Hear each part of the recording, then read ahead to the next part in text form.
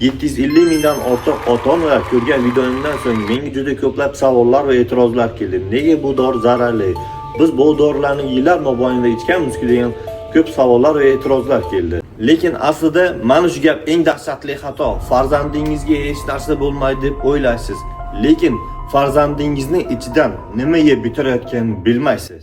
Birinchisi bu lapramid ichaklarni falaj qiladi, zahar tashqariga chiqmay qonga suriladi. Bu to'g'ridan to'g'ri jarrohlik stoliga yo'llanma.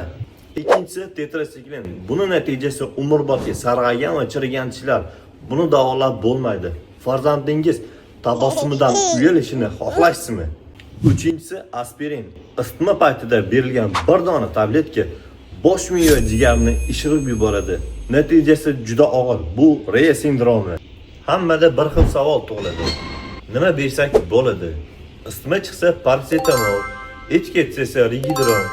Farzandingiz sog'lig'i o'z qo'lingizda. Bu videoni onalarga yuborib qo'ying. Sog'lig'ingizga befarq bo'lmasangiz, Farmasevt Bobur kanaliga obuna bo'ling.